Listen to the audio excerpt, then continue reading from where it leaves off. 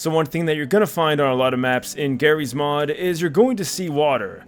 A lot of water. Now on Construct here we don't have a crazy amount of water, just enough to give you the idea that it's usable. But of course, what if we could change the properties of the water? We've already seen some water enhancement mods. I'll put that video in the top right corner. There's a lot of cool things you can do with the water. You can change the animations of the splashes, the sound effects, maybe even the shaders. All of that is showcased in that video, but today we're going to change the water in a different way. Right here, right now, right in front of you. Now we're not going to do any kind of like water bending stuff or anything cool like that. No, by controlling water I mean, we use this tool, we right click, we edit the properties, and now we can customize everything to our heart's content. So first things first, you can adjust the fog. This is huge, because have you ever gone into a body of water and hated that there was so much fog? So obviously this actually adds more fog, but the setting that changes the fog is going to be right here. So I'll bring it into frame so you guys can see. Alright, so we can modify the beginning of the fog and the end. And adjusting these parameters is what's going to give you either clear water or completely foggy water. So let's go ahead and see what it looks like. It's gonna look a little weird, I'm not gonna lie, but theoretically, this should be almost completely clear water. As we go in, you can see, I mean, there's like maybe a tiny bit of fog, but, you know, compared to what we can adjust, oh wait, there we go. Now, well, alright, it's strange. It looks even foggier on the outside now. In fact, if we were to go ahead and delete this, you can see just how much more clear it looks now. Alright, but what happens when we crank it all the way? Well, once you get past a certain threshold, the shaders just break, and suddenly there is no water, except there is water, and it's hella foggy, so you can't see it, but it looks like this when you get in it. Alright, so that's pretty much impossible to get out of. We're going to go ahead and change that back. Once again, doing it the other way, now we have crystal clear water, almost like Crater Lake looking water. I mean, it's not quite as unnoticeable as that other option. You can see the reflections just barely.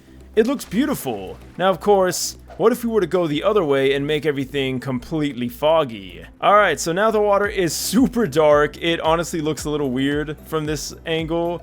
And of course, going in it, it's not. In fact, it's completely clear, even more clear than default.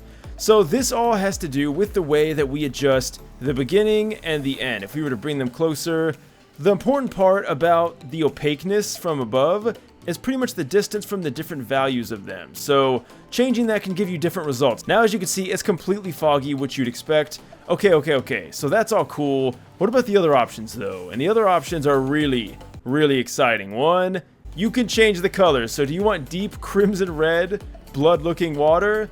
Well, now you can have it. And I gotta say, it's creeping me the hell out. It's even worse when you jump in it. And of course, you can change this to pretty much any color you want. You want some neon green water?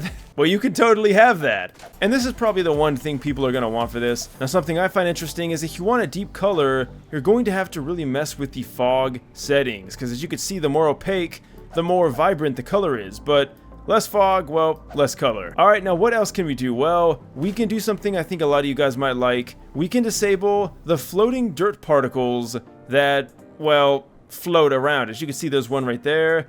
If you sit still, you can really see them. But of course, we can turn them off so we have no more of that. And we can also reduce the underwater blur. So you know that weird wavy effect you get? Now we can completely turn that off. Also, yes, you can have white water. Really white water. Alright, so some of you might be wondering, what about maps with, say, oh, I don't know, an ocean? That's obviously a ton of water. Can we change it? Well, as you can see, we definitely can, but there is a caveat. It only goes out towards, well, the boundaries of the map. Once you go beyond that, sadly, the rest of it is going to reside in the skybox, and you can't really change that apparently. But hey, we can still change the water in here, and it does work. So if you want really white water, I guess you can. And oh, by the way, the color change does affect all the water. So yeah, I mean, I'm a sea kind of man. And that's the last thing I'm gonna say in today's video. Guys, thanks for watching. If you like this mod, check it out. It'll add a interesting addition to your mod collection. All the links will be in the description, including all these really cool Half-Life 2 weapon replacements. Thank you guys so much for watching this until the end. I'll see you in the next video, and until next time, thanks for watching and farewell.